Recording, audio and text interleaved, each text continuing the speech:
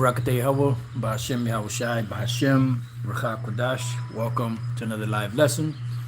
The name of this one is A Walk Through History.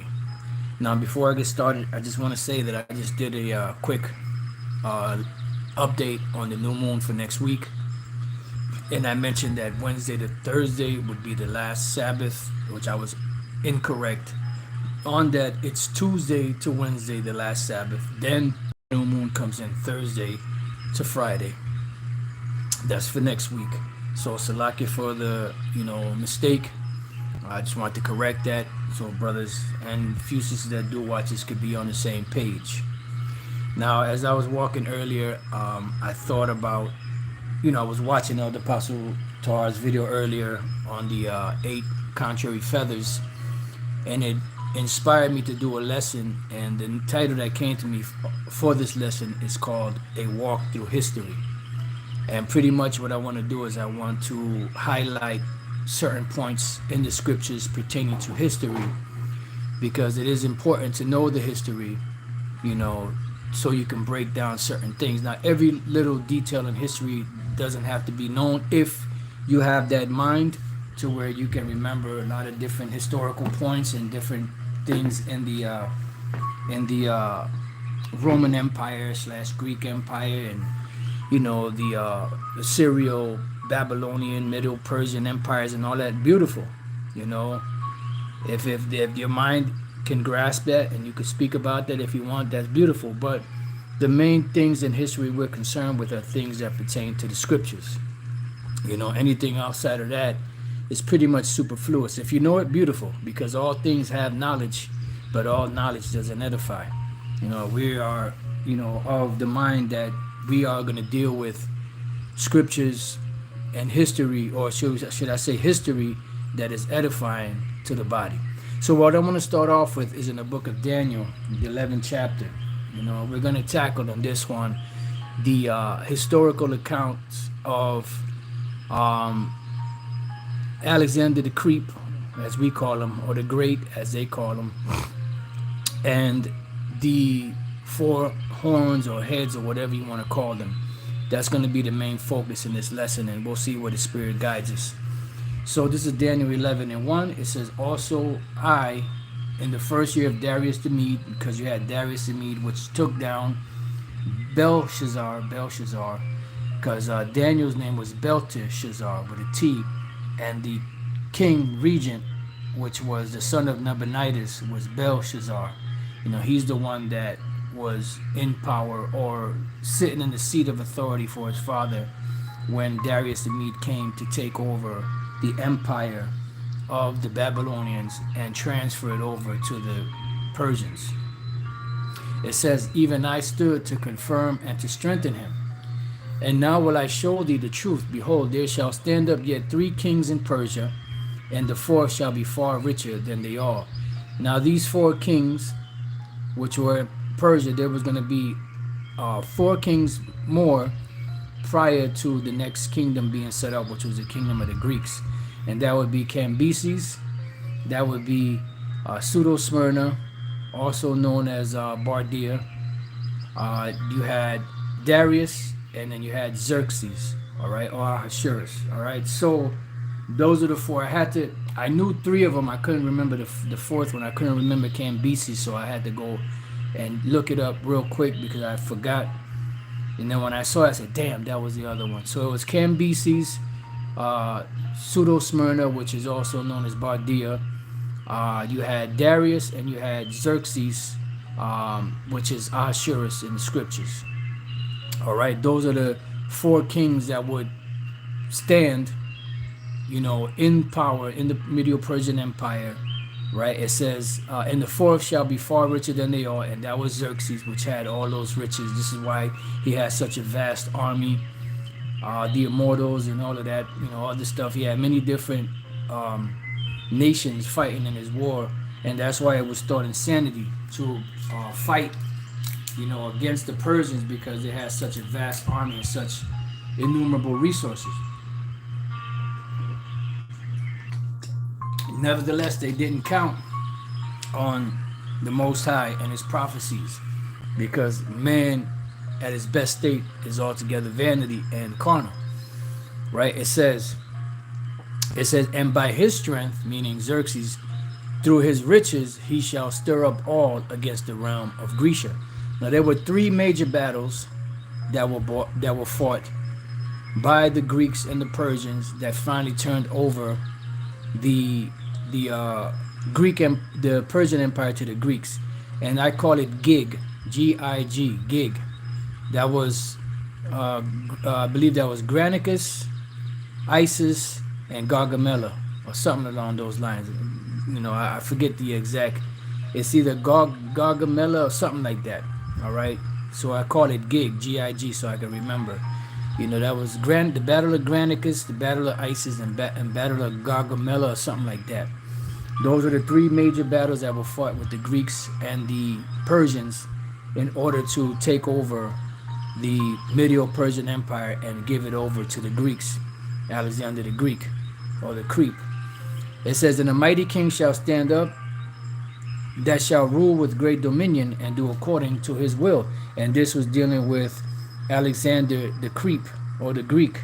When we go to Daniel 8, it gives us a clue as to this event prophetically that would take place in history, and it gives us, like I said, a clue, but it doesn't really go in depth as to what this individual or who he is. But then when we go to the Apocrypha gives a vaster or more in-depth history of the Greeks, and it gives names, titles, dates, and all of that, which goes into it in a little more depth, and we believe that's one of the reasons, besides others, that they took the Apocrypha out of the Bible, because that would tie everything in together to set it up for the New Testament, so that when you would see there's no difference between the Jew and the Greek, you would be able to put it together based off of the history that took place a good close to 150, 200 years prior to the Roman Empire being fully established during the time when Yahushua was on the scene. And you would understand that when they spoke about there's no difference between a Jew and a Greek, is because they were both Israelites. It was just one was in their right mindset as far as being Israelites, and the others were not in their right mindset as being Greeks and following the Greek customs based off of the decisions that their parents made, 150, 200 years prior. So it says, this is Daniel 8:20, the ram which thou sawest having two horns are the kings of Media and Persia, because everything is predicated upon prophecy, time and prophecy. Verse 21, and the rough goat is the king of Grecia, and the great horn that is between his eyes is the first king, right? But it doesn't really go into naming him, although in history, in the Josephus, it does say that Alexander the Creep did, come into Jerusalem, and he actually had a dream that the priest came out to him dressed, the way they were dressed, and having the Most High's name adorned on their garments, something along those lines. And they showed him within the law, or within the prophecy of his coming, and he perceived that it was talking about him. All right. So First Maccabees 1:1, it says, and it happened, because you have biblical history and you have secular history, and there is secular history that gives proof of the scriptures, which is a separate account from the scriptures that speaks about the same things that the scriptures speak about. Now, when we're dealing with, Egyptologist history, it is a fact that you have different scholars among the Egyptologists, which are Edomites, by the way, so-called white people, and they can't even agree on certain histories, and they can't even agree on certain dates, because some of them put certain dates on this Egyptian history, and some of them say it's 150 to 200 years off. So there's like a division among the Egyptologist scholars as to different times and dates, because some people say, well, when you go back to this time and date, that wasn't happening here and there. So it's a whole bunch of mix-up. You know, it's a whole bunch of mix-up, and these so-called scholars that are supposed to be the, the authorities on these issues can't even come to the conclusion of agreeing with each other.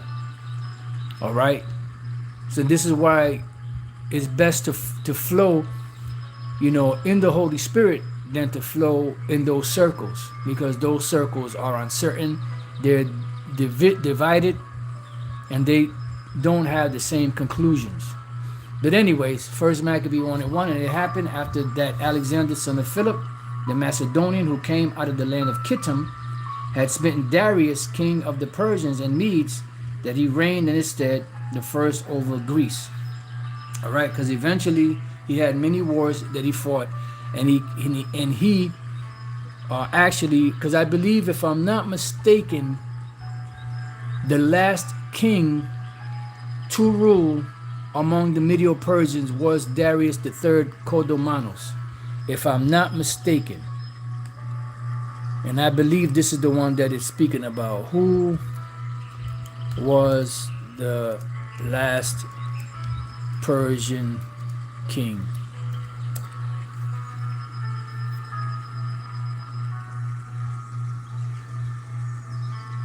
What happened to the last Persian king? Let's see. No, that's not. That's going into some other history.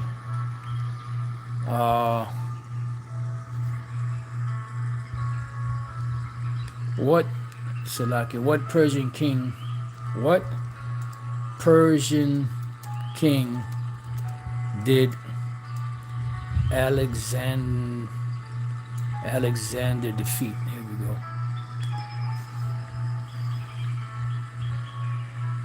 Right. His undermanned defeat of the Persian king Darius III at the Battle of Gaugamela is seen as one of the decisive turning points of human history, unseating the Persians as the greatest power in the ancient world and spreading Hellenistic culture across a vast new empire. Beautiful. So that's it. And I believe his name was Kodomanos also. Darius III Kodomanos. That's just, And, if you know this, you know this. If you don't, no big deal. This is just extra gravy on the rice. Oh, Kodomanos. Darius III Kodomanos. Yep. Darius III was the Achaemenid king of kings of Persia, reigning from 336 BC to his death in 330 BC. Contrary to his predecessor Artaxerxes IV, Darius was a distant member of the Achaemenid dynasty. And all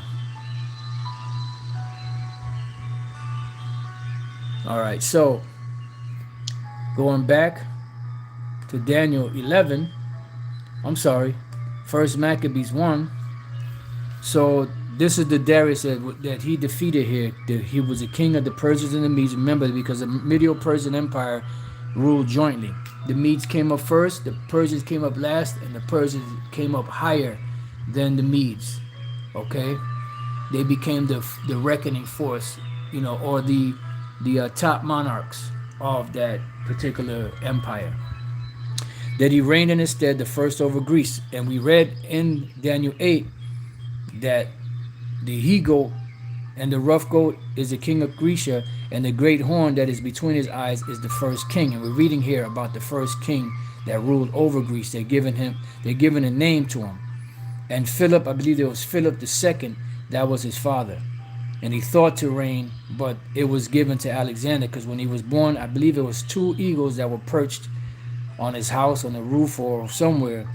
That was a sign, because there's a term, ornithology, I think it's called, if I'm not mistaken, which is the study of birds, and that's how the Greeks and the Romans and all them, that's how they would do things, based like even to this very day, you have inaugurations, which go back to the, accepting the augury.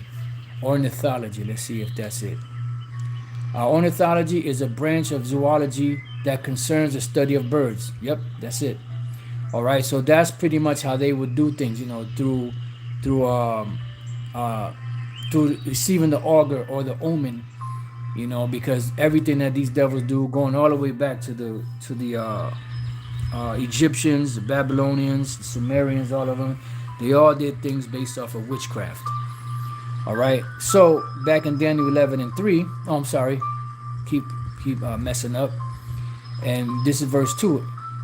Um, and made many wars and won many strongholds and slew the kings of the earth. Right. You can read about this history also in Daniel the 8th chapter. And went through the ends of the earth. At that time, you know, the known world. He conquered the known world and took spoils of many nations, insomuch that the earth was quiet before him, whereupon he was exalted and his heart was lifted up. And he gathered a mighty strong host and ruled over countries and nations and kings who became tributaries unto him. Right. So now let's go back before we read any more. So Daniel 11:3, it says, and a mighty king shall stand up, that shall rule with great dominion, and do according to his will, because he conquered the known world at the time. And he conquered it with speed. It took him 12 years to conquer the known world, and that was unheard of back then. And the reason why he was able to do that was because it was his time. You know, it was the time of the Greeks.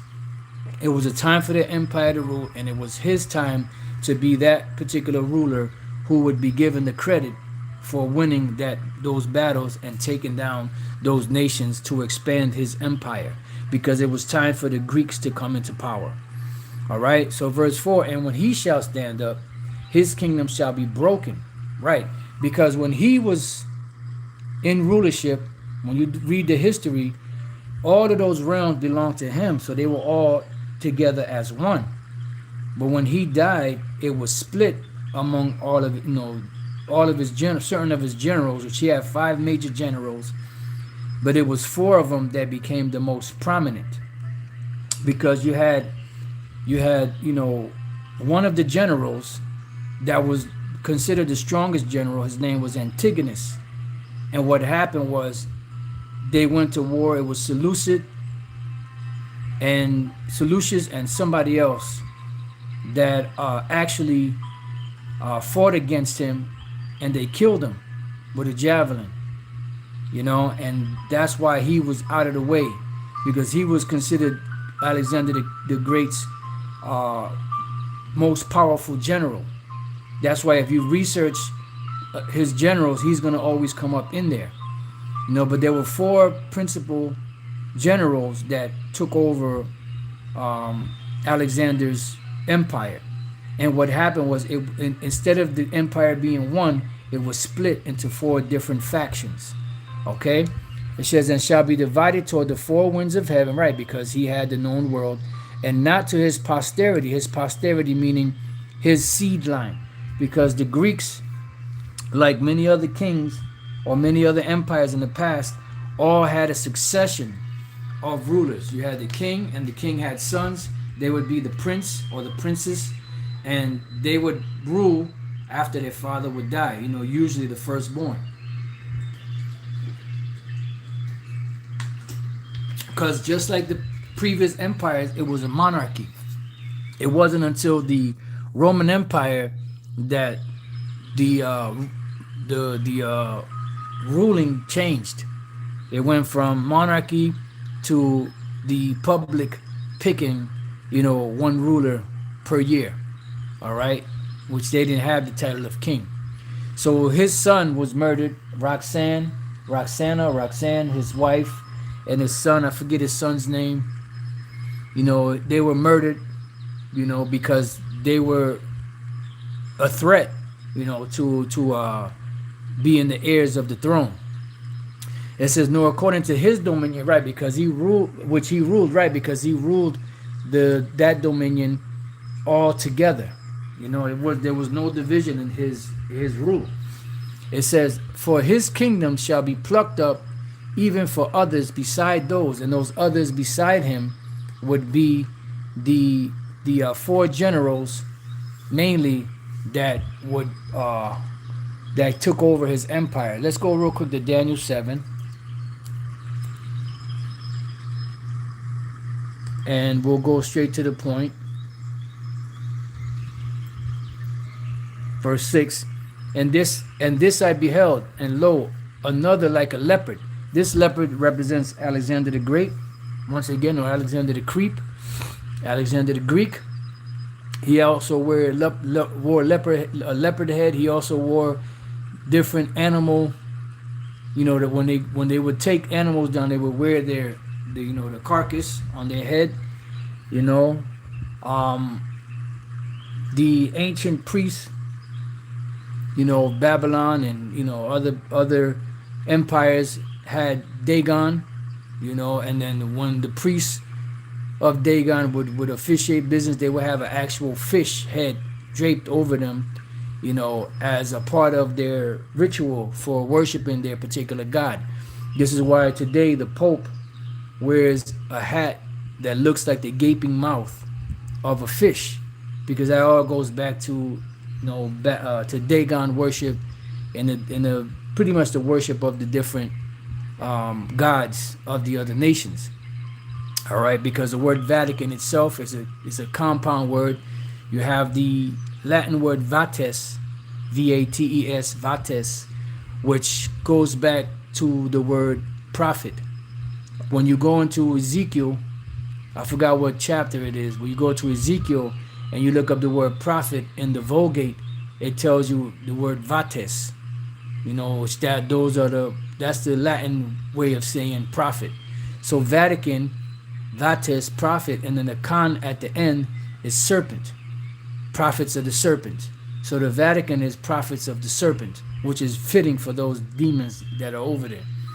So it says, and after this I beheld, and lo, another like a leopard, which had upon the back of it 4 wings of a fowl, and those 4 wings of a fowl represented his 4 generals. Now there were 5 altogether, as I explained earlier, but the 4 major ones were Seleucus, Ptolemy, Lysimachus, and Cassander. Then you had Antigonus. Antigonus was taken out in a war by a javelin. Seleucus and another general took him down and killed him. So he was moved out of the way because he was considered the most powerful general of Alexander the Creep. All right, so those are the 4 major ones that the realm of Alexander was split among. Okay, it says, and the beast had also 4 heads, right, and dominion was given to it, and consequently the rulers of Alexander were known as the Diadochi.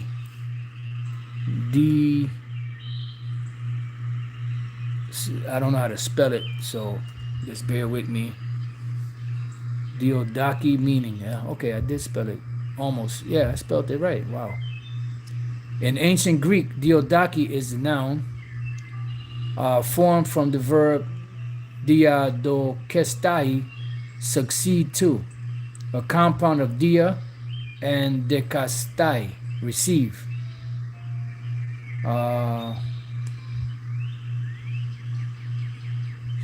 Primary person acting a role.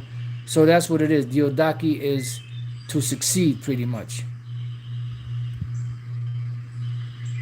To succeed, to receive. So his generals received his kingdom. It was 4 of them, and dominion was given to it. When we go to the 8th chapter, it also goes into it. Bad. We go to Daniel chapter 8. That also goes into it. Let's see if I could find that verse real quick. Beautiful. Daniel 8:8. Therefore the he-goat waxed very great, and when he was strong, the great horn was broken. Why? Because he died. And this history you could find in secular history, and you could also find it in the Apocrypha. And for it came up 4 notable ones toward the 4 winds of heaven, right? Because they split up his kingdom. You had Ptolemy that took Egypt. You had Seleucus that took Syria, that region there. Then you had Lysimachus and Cassander. They had, split parts of the kingdom also. And you can go into the history to get the specifics if you want, because offhand I can't remember every little specific region they took over. But that's the main point. Now, when we go to 1 Maccabees, the 1st chapter, And the 5th verse, I'll read 4 again. And he gathered a mighty strong host and ruled over countries and nations and kings who became tributary unto him. And after these things he fell sick and perceived that he should die. Now there's a lot of speculation as to what he had, whether he had syphilis, because there was a bunch of moles, whether he had whatever, disease he had. Whatever it was, he died. Wherefore he called his servants, such as were honorable and had been brought up with him from his youth, and parted his kingdom among them while he was yet alive. See, so he gave them the kingdom. So Alexander reigned 12 years and then died, and his servants bare rule, every one in his place. And that's what they did. They all had the regions or the realms that he gave them, but after his death, they pretty much fought over those regions because they wanted to expand their territory. And it's funny because while Alexander was alive, he wanted to continue conquering towards the east, but his men were weary. They were tired and they wanted to go back. But then when he died, then they wanted to fight against each other to expand their territory. Ain't that about a bitch? It says, and his servants bare rule, everyone in his place, and after his death they all put crowns upon themselves.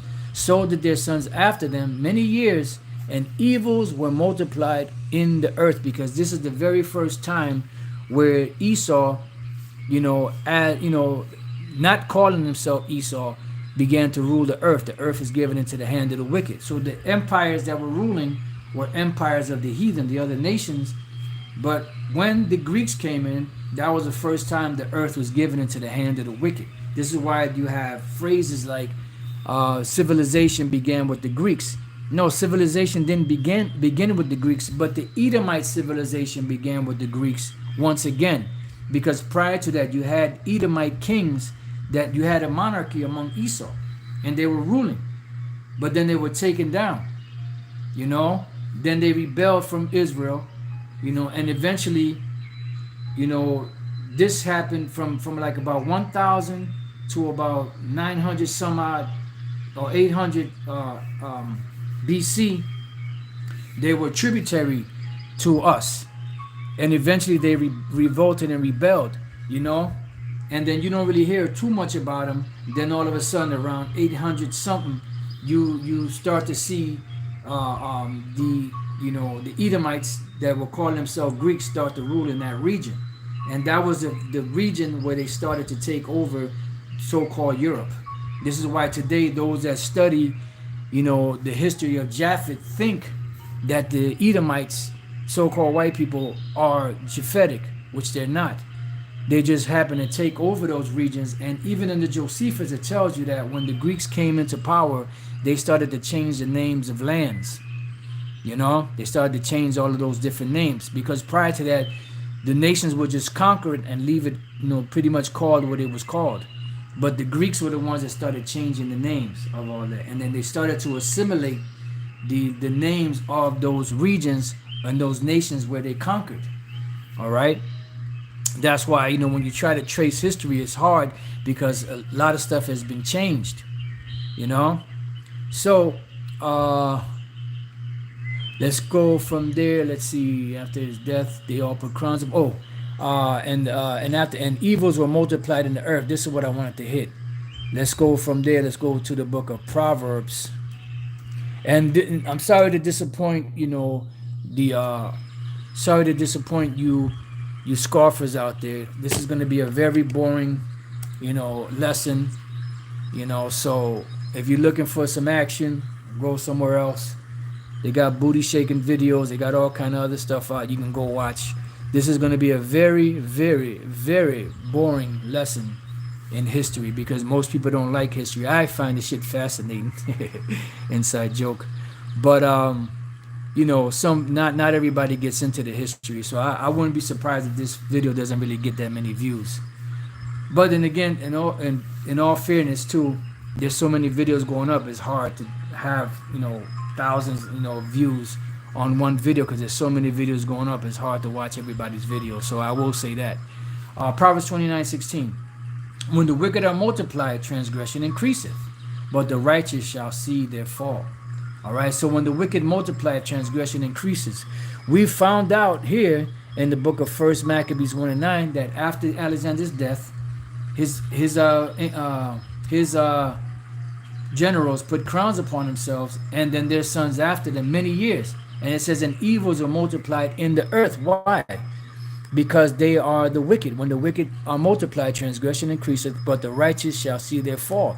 So we know that once the Greeks took over, evils are multiplied. We know that when the wicked rule, transgression increaseth. So does the Bible give us or identify to us who the wicked are today? Well, the answer to that is yes. When we go to Malachi 1 and 4, whereas Edom saith, now who is Edom? Let's go from there real quick to Genesis. Genesis, as High Priest Ariah used to say it, or how he says it. Genesis 36 and 1. Now these are the generations of Esau, who is Edom. We jump down to the 8th verse. Thus dwelt Esau in Mount Seir. Esau is Edom. All right.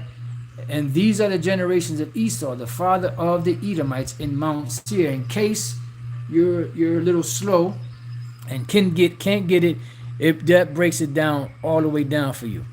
So back in Malachi 1 and 4, whereas Edom saith, and why is, when you read up above, it's talking about Esau and Edom.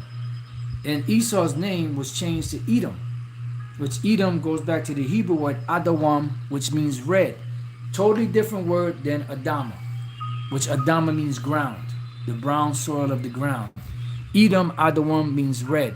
They look similar, they're spelled similar somewhat, but they are two different words. They have nothing to do with each other in a sense of, Esau is red and Adam was brown. So you could understand, even though you do have Israelites out there that are brown skinned and have like a reddish undertone to them, but those are two separate words, so you could understand. Malachi chapter 1 verse 4. Whereas Edom saith, we are impoverished, but we will return and build the desolate places. Thus saith the Lord of hosts, Yahweh Bashem Yahushai, they shall build, but I will throw down. And you're not going to find any scripture in the Bible where it says that the Japhetic people would be building. But you'll find scriptures where the Edomites would be building. You have Obadiah, you have Malachi 1 and 4. You have Herod, which was a great builder, and he was sought after from the different Caesars and different, individuals to build buildings, because these devils can build, as you see their empire today. They studied structures, they studied on how, different, lands, different terrains, and how to build on those different terrains. So these devils can build. We'll give them that. They shall build, but I will throw down. So because the Lord is going to throw them down. And they shall call them the border of wickedness. So wherever you see these devils at, these are the wicked. They are the people of the Lord's curse. Let's go real quick to Isaiah 34. So if you hit prophecy, you'll see that this could be talking about nobody else but these Edomites, because these devils are always trying to slide out of pain and out of being identified as the Edomites. Isaiah 34 and 5, for my sword shall be bathed in heaven, behold, it shall come down upon Idumea, which is the Greek way of saying Edom, and upon the people of my curse to judgment. So the Lord cursed these devils. He cursed them with the skin disease called leprosy, but he also cursed them as far as making them those vessels of wrath fitted for destruction. They are the ones set aside for those are the vessels set aside to show the world what happens to you when you become wicked, because they will be done away with after they serve their captivity in the kingdom of heaven. All right, what's going to happen to them, we don't know. There were speculations on it. But we do know that their spirit is of the Most High. The Most High created both the righteous and the wicked.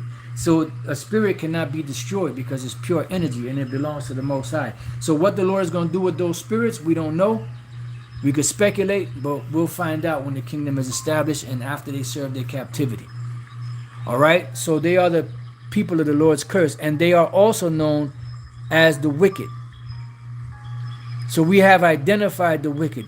We have identified that the Greeks, when they started ruling, wickedness increased in the earth. We have identified that when the wicked bear rule, that the transgression increaseth. And we look at the earth today at these people that call themselves the sons and daughters of the Most High, and we see how they're running the kingdom. And they're running the kingdom by anything but what the scriptures say. You know, they're ruling the kingdom, this kingdom, by total wickedness, things that are contrary to the Most High, things that are setting this devil up for a great fall. So we know that they are the wicked on all levels. And Yahushua, when he comes back, he would be visiting the Edomites. And even scholars know that when the Lord comes back, he's coming to visit, you know, the Edomites. Even David Guzik knows that, but he doesn't subscribe to that. You know? Because he was asked that question. And he came out and said that, yeah, the Edomites will be here when the Lord comes back. But he said something along the lines that I don't subscribe to that, though. So you don't subscribe to the scriptures then. Which proves that the Edomites are still here. And this is why these devils are trying to push it off on the Arabs as being the Edomites. When you look up the word Esau, it says, you know, progenitor of the Arabs. But then when you look up the word Ishmael, it says progenitor of the Arabs. So what is it? Are they Edomites or are they Ishmaelites? And we know that they're the Ishmaelites. So that still leaves the question of who the Edomites are. You see, because the Nabateans, which conquered the Edomites and the Moabites in those regions, took over that land. Jordan, they call it Jordan today. You know, because they're in that land, you know, they're identified as being the Edomites. No, they conquered the Edomites and the Moabites. Why don't you call them Moabites also? Eh? What? Salakia, my corny accent. It says the people, and it says they shall call them the border of wickedness and the people against whom the Lord hath indignation forever. Because the whole nation of Edom, not just the man, the Lord has indignation forever. They were created to be destroyed. I'll leave you with one more, one of my favorites, Romans 9:22. This is a sweet melody. It says, what if the Most High, willing to show his wrath and to make his power known, endured with much long suffering the vessels of wrath fitted to destruction? Because when you read up above that, it's talking about Jacob and Esau. It speaks about of the same lump, one created to be the righteous, one created to be the wicked. It would happen before they were even born, from the womb. This is the Most High's purpose. Who has resisted his will? He created these devils to be destroyed, and that's what's going to happen to them. So with that, this has been a walk through history. I pray that you brothers and few sisters that hung on in there weren't too bored and you know you were edified. Until the next time I say, Shalom.